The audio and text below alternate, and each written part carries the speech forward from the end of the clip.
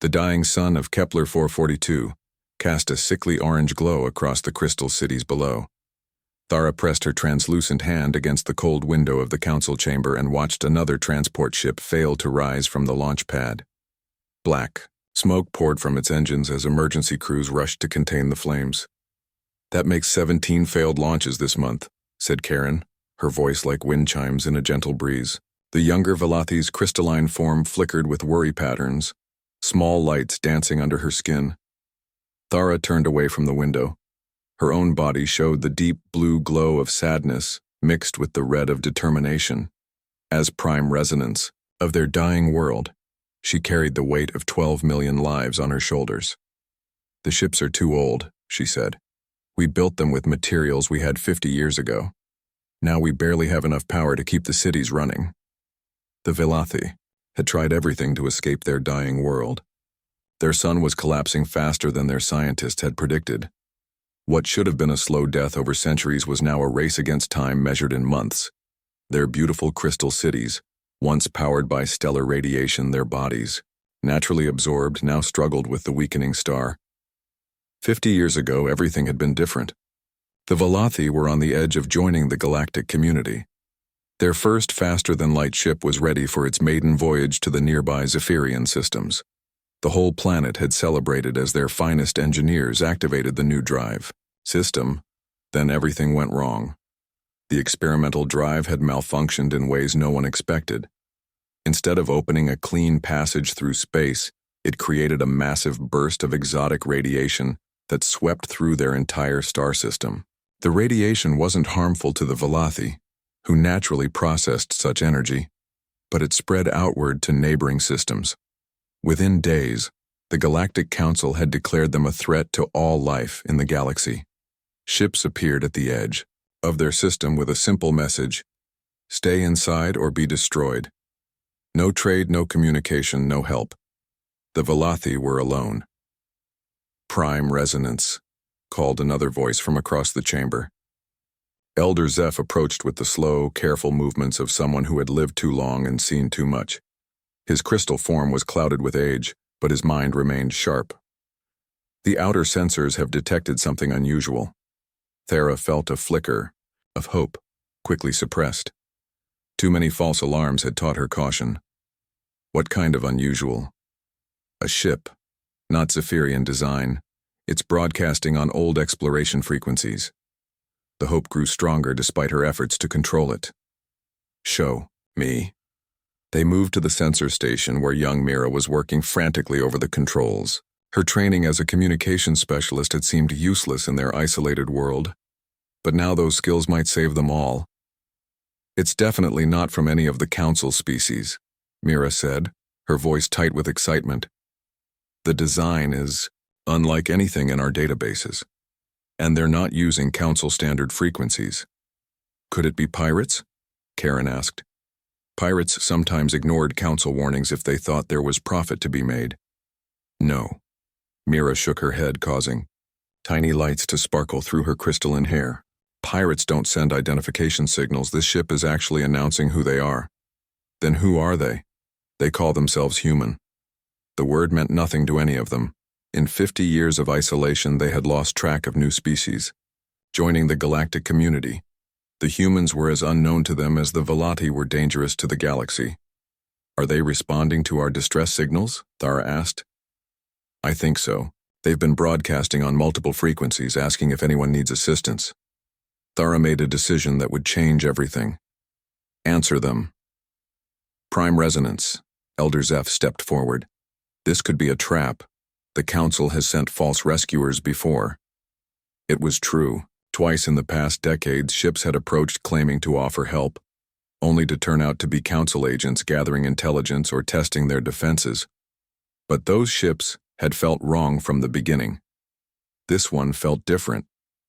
"If it's a trap, we're dead anyway when the sun fails," Thara said. "If it's real, it might be our only chance." Mira nodded and opened communication channels. The response came faster than any of them expected. "This is Captain Jake Morrison of the Earth, vessel New Frontier. We received your distress signal. What is your emergency?" The voice was warm and concerned. not the cold efficiency they had grown used to from council species. Thara stepped up to the communication panel. "This is Prime Resonance Thera of the Velathi people. Our star is dying. We have perhaps 6 months before our world becomes uninhabitable. We need help evacuating 12 million people." There was a long pause. When the human voice returned, it carried a note of shock. 12 million. That's a massive operation. Stand by, we're going to need more information. Another voice joined the communication, female this time. "This is Dr. Alan Brooks. Can you tell us about your atmospheric requirements and biological needs? We want to help, but we need to know how." Hope bloomed in Thara's chest like sunlight through crystal. These strangers were talking about helping, not about the quarantine or the radiation danger. Either they didn't know about the council's warnings, or they didn't care. "Dr. Brooks," she said carefully, "are you aware that the Galactic Council has declared this system off limits? Any ship that approaches us risks being destroyed." "We're aware of some kind of quarantine," came the reply. "Our databases show warnings about radiation contamination. Is that accurate?" Thara looked at her advisors. How much truth could they risk? If the humans learned about the radiation and fled like all the others, this chance would be lost forever. "Radiation exists," she said finally, "but it's not what the council claims. We can explain everything, but not over open channels. There are monitoring stations." "Understood. We're going to move closer to your system. Can you guide us to a safe landing site?" "You're coming down to the surface?" Karen asked in surprise. "If. You'll have us. Hard to plan an evacuation without seeing what we're working with." Thara felt something she hadn't experienced in decades, genuine hope mixed with terror. These humans were either the bravest beings in the galaxy or complete fools. Either way, they represented the first real chance her people had for survival. "Captain Morrison," she said, "I must warn you again. If the council discovers you're here, they will try to destroy your ship. You're risking your lives for people you've never met." The answer came back without hesitation. "Ma'am, that's what humans do. We'll see you soon." As the communication ended, Thara stared at the display showing the approaching ship. It was smaller than she had expected for a rescue vessel, but it moved with purpose toward their dying world. "What do we do now?" asked Karen. "We prepare to trust strangers," Thara replied, "and we hope they're better than the friends who abandoned us." Outside the crystal windows, their orange sun continued its slow death. But for the first time in 50 years, the Velathi had reason to believe they might see another sunrise on a different world. The human ship New Frontier descended through their atmosphere like a silver needle threading through golden cloth.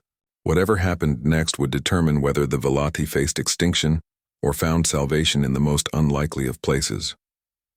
Thara watched the ship land and felt the crystal resonance of her people's hope singing through the city below. The humans had come. Now everything would change. Captain Jake Morrison stepped out of the transport pod and felt his breath catch in his throat. The Velathi city stretched before him like something from a dream. Towers of pure crystal rose into the orange sky, each one catching and reflecting the dying sunlight in patterns that seemed to dance and flow like living things. "My God," whispered Dr. Alan Brooks beside him. "It's beautiful." Lisa Wang, their communications officer, was already scanning the area with her equipment. "The architecture is incredible. Each building seems designed to capture and focus light energy." "That's exactly what they do," said a voice behind them. The humans turned to see their first Velathi in person. Prime Resonance. Thara approached. With movements that seemed to flow like water, her crystalline body caught the light and sent rainbow patterns across the ground. She was taller than any of them, with features that looked almost human but were clearly something more. "Welcome to our world," Thara said.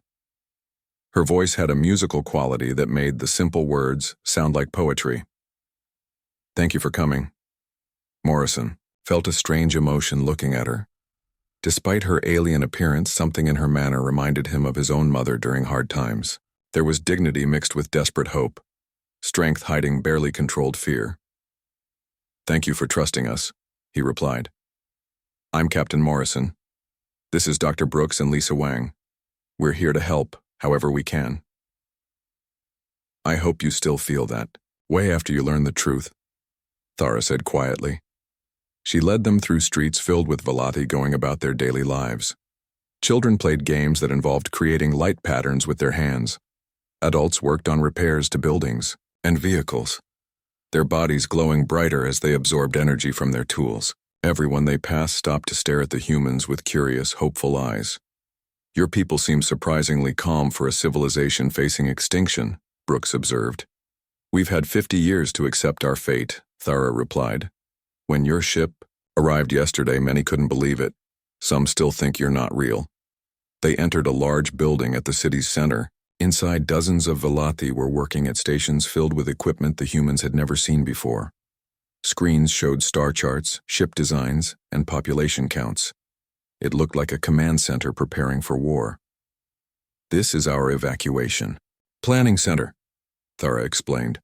We've been working on escape plans for decades. The problem is we don't have enough ships or resources to save everyone. Lisa Wang studied the displays with growing amazement. These power systems are incredible. How do they work? A younger Velathi named Karen stepped forward. We process radiation naturally. Our bodies convert it into usable energy. That's why we built our cities to focus starlight and why our ships run on stellar radiation. That's fascinating, Dr. Brooks said, pulling out his medical scanner. Would you mind if I ran some tests? Nothing invasive, just external scans.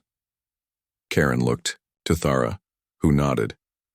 As Brooks ran his equipment over the young Velathi, his expression grew more and more surprised. This is remarkable, he muttered.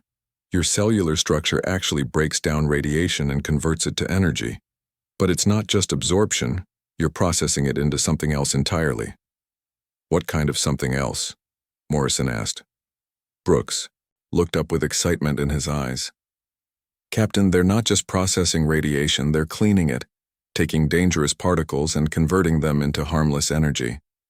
Thara's light patterns shifted to deep blue.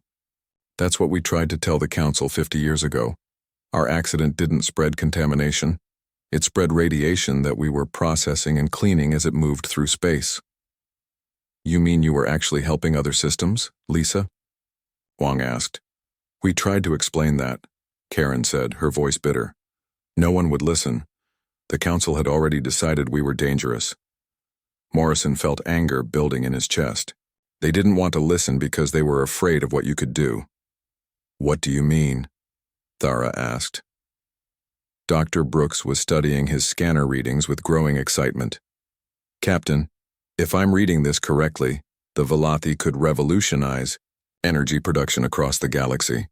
They could clean up radiation from old wars, power stations, even naturally occurring cosmic radiation. That would put a lot of people out of business, Lisa Wang said quietly. Thara's light patterns shifted to surprise. You think the Council quarantined us for economic reasons? I think we need to find out, Morrison replied. He turned to Lisa. Can you tap into their communication networks without being detected? Lisa Wang grinned. Captain, I can tap into anything. Give me an hour. While Lisa worked on breaking into Galactic communication systems, Dr. Brooks continued studying the Velathi. What he discovered amazed him more with each test. The radiation the Velathi processed wasn't just harmless. It was actually beneficial to most forms of life in small doses. This is incredible, he told Morrison privately. Their natural radiation output could extend lifespans, cure certain diseases, even improve crop yields. The Council didn't quarantine them because they were dangerous. They quarantined them because they could solve problems that make certain people very rich. How rich are we talking about? Morrison asked. The Zephyrian Empire controls most energy production in the galaxy.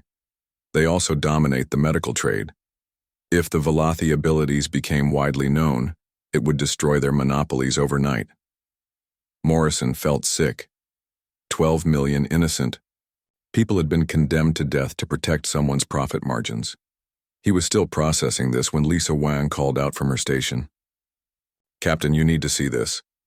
Morrison and Brooks joined her at the communication console, Lines of text scrolled across her screen, all in the formal language of Galactic government. "I've been monitoring Council communications," Lisa explained. "They know we're here." Morrison's blood went cold. "How?" "Automated monitoring stations detected our ship entering the quarantine zone. They've already dispatched a fleet to investigate." "How long do we have?" "Maybe 72 hours before they arrive." "And Captain?" Lisa paused, her face grim. "They're not coming to talk.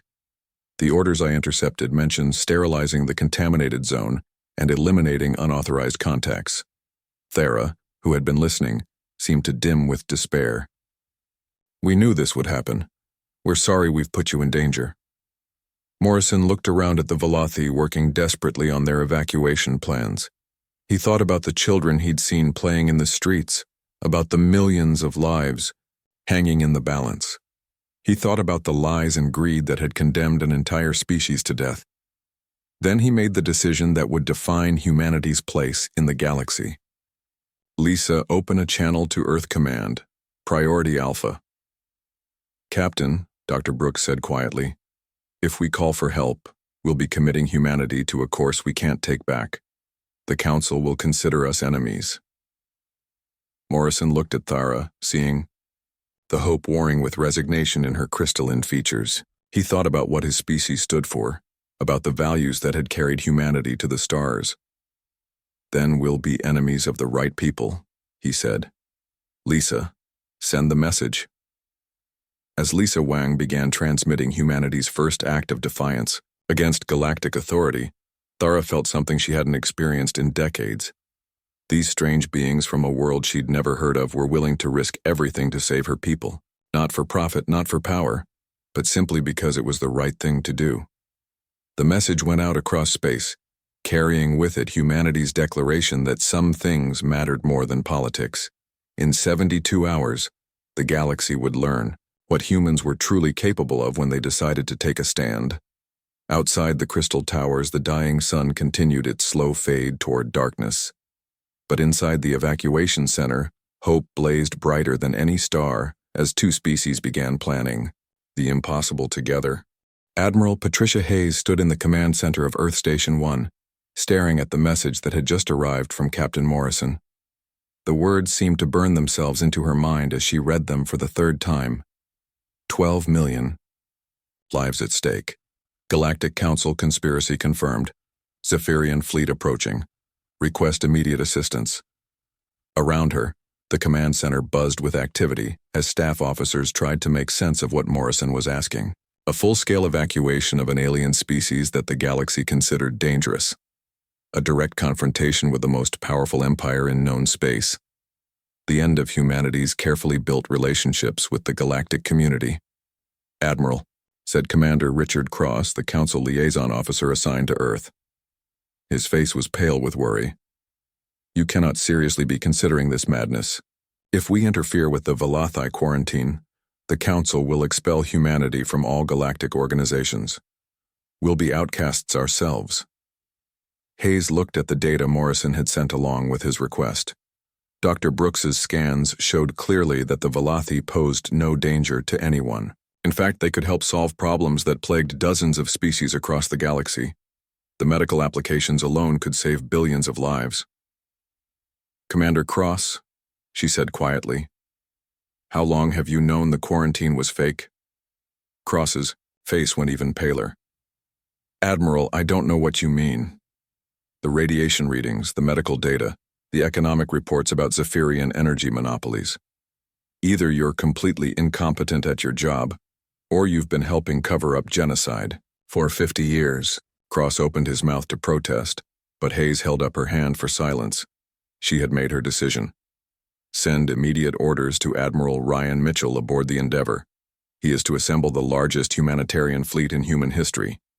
Every available transport ship, every medical vessel, every supply carrier. If we're going to save 12 million people, we'll need everything we have." "Admiral, please reconsider," Cross pleaded. "The political consequences will be severe. Humanity has worked so hard to gain acceptance in the galactic community." Hayes turned to face him directly. "Commander, What good is acceptance by people who commit genocide for profit?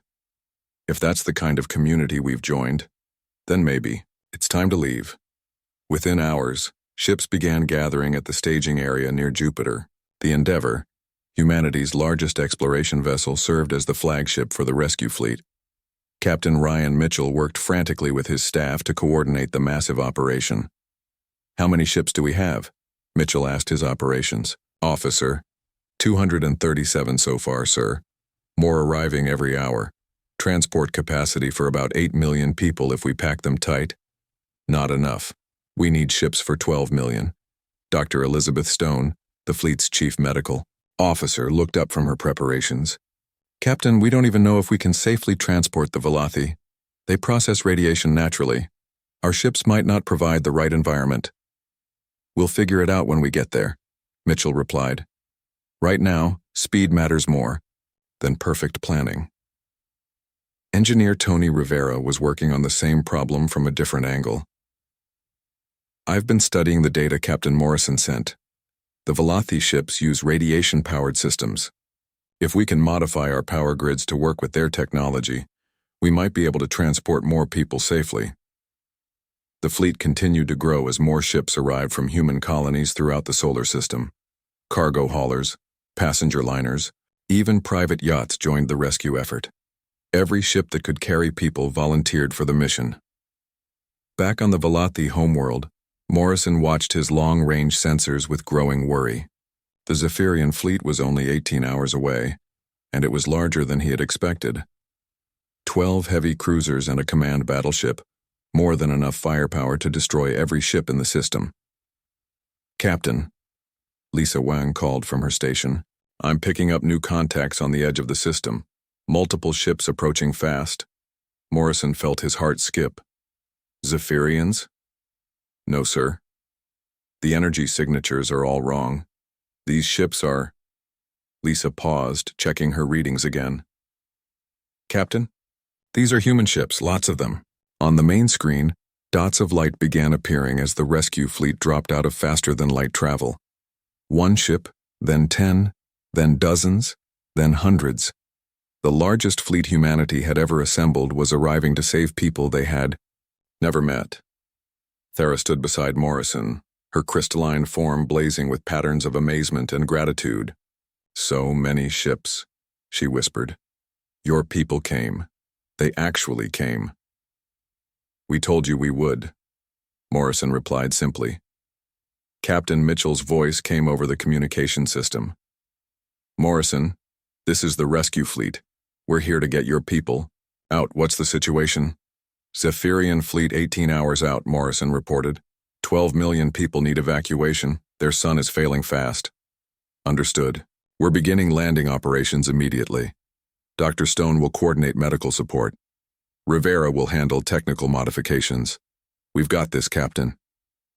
The next few hours were controlled chaos. Human landing craft descended to the crystal cities while Velathi families gathered their few possessions. Dr. Stone's medical teams quickly discovered that the Velathi could indeed survive in human ships, and their radiation processing actually improved the health of human crew members, who worked closely with them. Rivera found that Velathi technology and human engineering complemented each other perfectly. The radiation-powered Velathi systems could enhance human ships far beyond their normal capabilities. Working together, the two species could accomplish things neither could manage alone. As the evacuation progressed, more alien species began to take notice. The Koran Trade Federation, longtime rivals of the Zephyrian Empire, sent supply convoys that happened to arrive just as human ships needed food and medicine. The Nexus Science Collective began broadcasting the real data about Velathi radiation processing to anyone who would listen. "Admiral," reported Lieutenant Commander Sarah Bell from the Endeavor's communication station, "we're receiving messages of support from dozens of species. The Aquatic Collective has formally condemned the quarantine. The Democratic Worlds Alliance is demanding a full investigation of Council actions." Mitchell felt a surge of hope. Maybe humanity wasn't as alone in this as they had thought. Maybe other species were tired of Zephyrian domination too, but their hope was tempered by the approaching threat. Long-range sensors showed the Zephyrian fleet still approaching at maximum speed. Fleet Commander Vixak had a reputation for ruthless efficiency. He would not hesitate to destroy human ships to maintain the quarantine. "Captain Morrison," Mitchell called over the communication system. "How much longer do you need?" "At least 12 more hours to evacuate everyone," Morrison replied. "The Velathi are helping as much as they can, but we're still moving too slowly."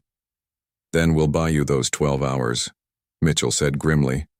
As the Zephyrian fleet approached the edge of the system, human warships moved to intercept them. The rescue transports continued their work, racing against time to save as many lives as possible.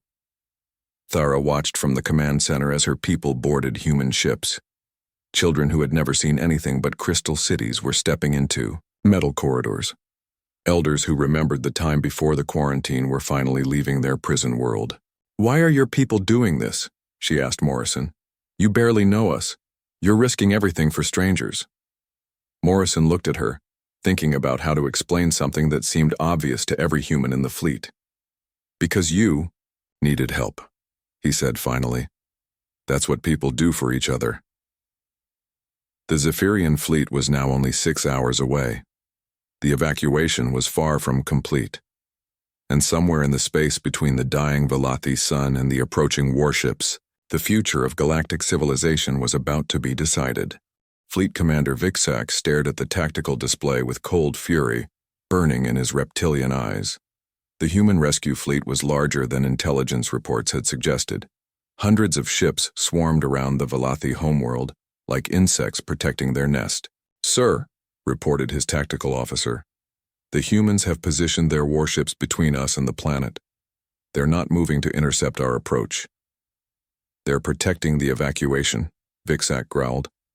"Foolish mammals. They think their pathetic fleet can stand against the might of the Zephyrian Empire." He opened a communication channel to the human fleet. "Human vessels.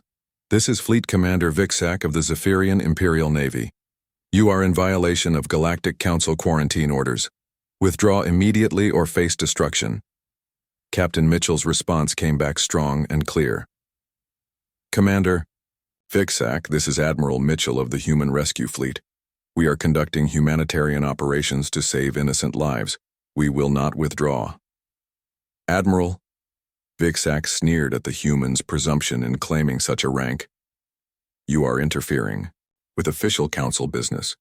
The contaminated zone must be sterilized. Stand down now and you will be allowed to leave." "The only contamination here is the lies you've been spreading for 50 years, Mitchell replied. "We have proof that the Velathi pose no danger to anyone. In fact, they can help heal the galaxy." Vixak's claws dug into his command chair. The humans knew too much. His orders from the Zephyrian High Command were clear. No witnesses, no survivors, no evidence left behind. The secret of Velathi abilities had to be buried forever. "You have 10 minutes to withdraw," he transmitted. "After that, we will consider you hostile forces and act accordingly." The communication ended. Around the Velathi system, two fleets faced each other across the void. The Zephyrian ships were fewer in number, but carried massive weapons designed for ship-to-ship combat. The human vessels were mostly converted civilian ships with minimal armor and defensive systems. On the planet below, the evacuation continued, frantically. Dr. Stone worked with Velathi healers to move the sick and elderly first. Engineer Rivera helped modify human ships to better accommodate Velathi families. Every minute counted as more people were lifted to safety. "How many more?" Morrison asked Thera as they watched another transport lift off from the Crystal City. "About 4 million still need evacuation," she replied, her light patterns showing deep worry. "At this rate, we need at least 8 more hours." Morrison looked at his tactical display. The Zephyrian fleet was forming attack formations. 8 hours might as well be 8 years. "We'll get them out," he promised. "All of them." High above, Admiral Mitchell studied his own displays. His warships were outnumbered and outgunned, but they had advantages the Zephyrians didn't expect. Human ships were smaller and more maneuverable. Their crews were fighting for something they believed in, not just following orders. "All ships, this is Mitchell," he broadcast to his fleet. "Remember, we're not here to win a war. We're here to buy time for the evacuation. Keep the Zephyrians busy and protect the transports at all costs." The 10-minute deadline passed in tense silence. Then Vixak's flagship opened fire. The first salvo targeted a human medical ship that was approaching the planet. The energy beams struck the vessel's shields and overloaded them instantly. The ship began to break apart, its hull glowing red-hot. "Medical ship hit," reported Mitchell's tactical officer. "They're losing life support." Before Mitchell could respond, something unexpected happened. 3 Velathi ships that had been hiding behind the planet suddenly appeared, their crystal hulls blazing with collected starlight. They positioned themselves between the damaged medical ship and the Zephyrian fleet.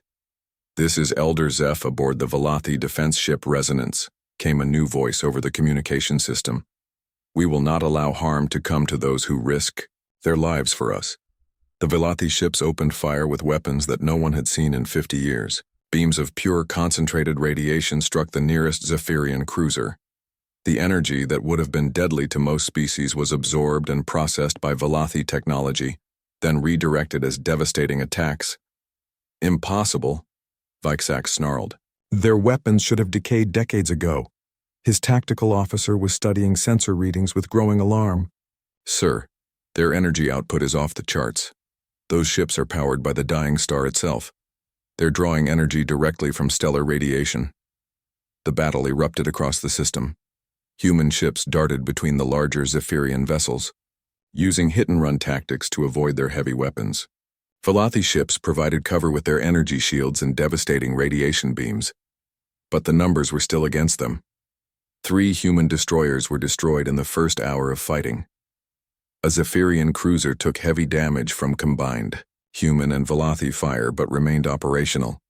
The medical ship that started the battle was saved by heroic damage control teams, but dozens of rescue workers died in the effort. Down on the planet, Morrison watched the battle through his ship's sensors while coordinating the evacuation. Every explosion in space meant friends dying to save people they had never met before yesterday. "Captain," Lisa Wang called urgently, "I'm detecting massive power buildup in Commander Vixak's flagship. I think he's preparing to fire on the planet itself." Morrison felt ice in his veins. If Vixak fired planet-killer weapons at the surface, millions of Velathi would die instantly. The evacuation would become meaningless. "Broadcast this on all frequencies," he ordered Lisa.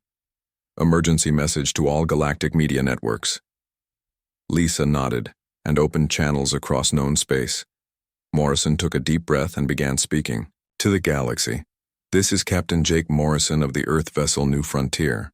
I am broadcasting from the Velathi homeworld, where Zephyrian forces are preparing to commit genocide against 12 million innocent people. For 50 years, the Galactic Council has lied about the danger these people represent. We have proof that the Velathi can help heal radiation damage across the galaxy, but the Zephyrian Empire has kept them quarantined to protect their own profits." He paused, looking at Thara, who stood beside him. Her people were dying in space, to protect humans they barely knew. The least he could do was make sure the galaxy knew the truth. The Velathi process radiation naturally. They could clean up the damage from old wars, provide clean energy, and cure diseases that have plagued us for centuries.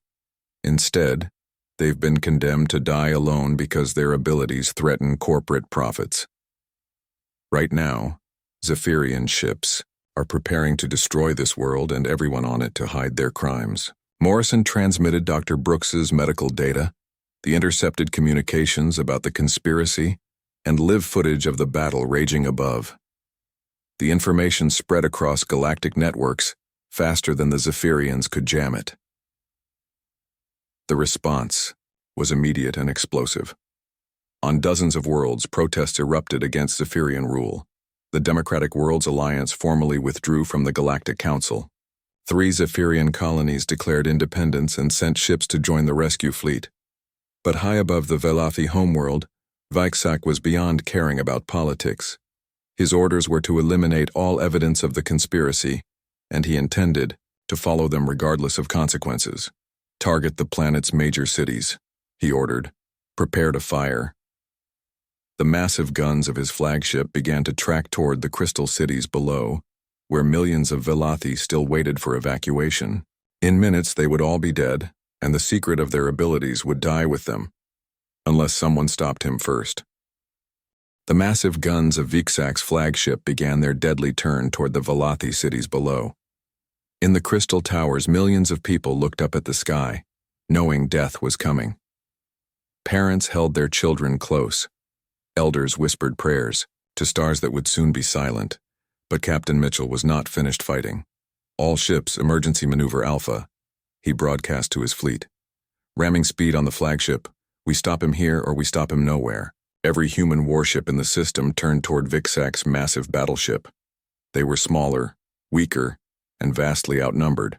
But they had something the Zephyrians didn't understand. They had something worth dying for. The human ships accelerated toward certain death. Their crews knew most of them wouldn't survive the next few minutes. But those minutes would give the evacuation ships time to save more lives. Vixak watched the approaching human vessels with contempt. Fools. Do they think their tiny ships can damage us? His tactical officer was studying the sensor readings with growing concern. Sir, they're not targeting our weapons or engines. They're all aiming for the same section of hull. What section? The power core, sir. If enough of them hit the same spot. Vixak's eyes widened as he understood what the humans were planning. They weren't trying to defeat his ship, they were trying to make it explode. All weapons target those ships, stop them. The Zephyrian fleet opened fire with everything they had. Energy beams and missile barrages tore through space. 3 human destroyers vanished in balls of fire. A cruiser broke apart as its engines overloaded. But the rest kept coming. Down on the planet, Thara watched the human ships rushing toward their doom. Her people's natural ability to sense radiation let her feel the approaching death in space. Brave beings she had known for less than 2 days were about to die to save her world. We have to help them, she said to Morrison. Your ships are already fighting, Morrison replied. Not just the ships, all of us. Thara turned to the evacuation center where hundreds of her people were coordinating the rescue efforts. My people, she called out, her voice carrying the authority of absolute leadership. The humans need our help. They're dying to save us. We must give them everything we have. Elder Zeph understood immediately. You mean the resonance? Yes. Every Velathi in the system together. Morrison watched in amazement as every crystal being in the room began to glow. The light wasn't random anymore. It pulsed in perfect rhythm, creating patterns that seemed to reach out through space itself. What are they doing? He asked. Something we haven't tried in 50 years, Thara replied. We're linking our radiation processing abilities. All of us as one. Across the planet, 12 million Velathi joined the resonance. Their combined light blazed so brightly that human ships had to adjust their screens. The dying star above seemed to respond, flaring with new energy. In space, the human fleet was seconds away from impact when something incredible happened. Every human ship suddenly blazed with the same light as the Velathi cities. Their hulls, their weapons, their shields. Everything began glowing with processed stellar radiation. What's happening to our ships? Mitchell's tactical officer called out in amazement. The Velathi are sharing their power with us, Mitchell realized. They're making us stronger. The human ships struck Vixak's flagship like hammers hitting an anvil. But instead of being destroyed on impact, their Velathi-enhanced hulls cut through the enemy armor like it was paper. Explosions rippled along the battleship's side as the smaller vessels punched holes straight through to the power core. Vixak felt his ship shuddering around him. Damage reports flooded in from every section. The humans had done the impossible. Their sacrifice had been turned into victory by alien generosity. Sir, we're losing power, his tactical officer reported. The core is destabilizing. Emergency. Evacuation, Vixak ordered through gritted teeth, signaled the fleet to withdraw. But his fleet was already breaking apart. The other human ships, enhanced by Velathi power, were tearing through Zephyrian formations like wolves among sheep. Cruisers that had seemed invincible minutes before were limping away with massive damage. More importantly, the galaxy was watching. Morrison's broadcast had reached every inhabited world. The truth about the Velathi, the proof of Zephyrian crimes, the sight of humans dying to save an innocent species, all of it was being transmitted across known space. On the Zephyrian homeworld, massive protests erupted in the capital city. Citizens, who had believed the government's lies for 50 years, now saw the reality. Their empire had condemned millions to death for profit. The Koran Trade Federation formally declared war on the Zephyrian Empire. The Aquatic Collective announced they were withdrawing from all treaties with Zephyrian worlds. Even some Zephyrian colonies joined the rebellion, sending their own ships to help with the evacuation. But the most important change was happening in the space around the Velathi homeworld. As Vixak's damaged fleet limped away, new ships began arriving. Not Zephyrian ships, but vessels from dozens of different species. "This is Captain Torex of the Koran heavy cruiser Windstorm," came a transmission. "We're here to assist with evacuation operations." "This is the Nexus science ship Discovery," called another voice. "We have medical facilities and transport capacity for 5,000 people." Ship after ship dropped out of faster-than-light travel. Species that had been silent about Zephyrian oppression for decades were finally taking a stand. The rescue of the Velathi had become a symbol of resistance across the galaxy. Admiral Mitchell, his flagship badly damaged but still operational, coordinated the expanded rescue effort. With so many ships helping, the evacuation proceeded faster than anyone had thought possible. Dr. Stone worked with alien medical teams to treat both human and Velathi wounded. The cooperation between species was unprecedented. Beings who had never met before worked together as if they had been allies for years. Engineer Rivera made another discovery that would change everything. The Velathi enhancement of human ships wasn't temporary.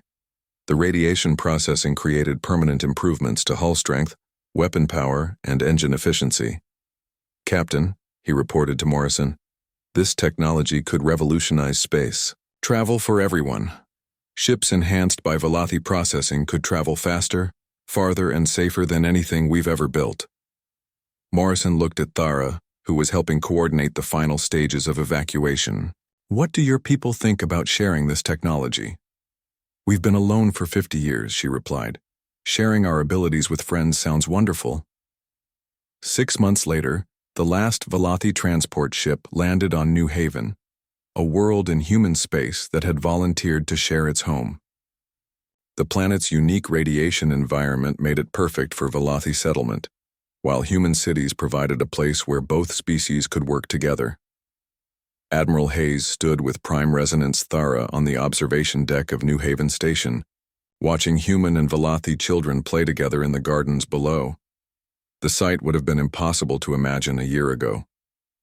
"The Galactic Council wants to negotiate," Hayes reported. "The Zephyrian Empire has collapsed. 36 species have asked to join our alliance." "What do you call this alliance?" Thara asked. Hayes smiled. "The Independent Species Coalition, built on the principle that no one gets left behind." Down in the gardens, a human child was teaching a young Velathi how to throw a ball, while a Velathi adult showed human engineers how to make their tools glow with processed starlight. The future was being built one friendship at a time. The galaxy had learned an important lesson. Sometimes the most powerful force in the universe isn't weapons or wealth or political influence. Sometimes it's simply the willingness to help someone in need. No matter what the cost, humanity had kept its promise. No one was left behind.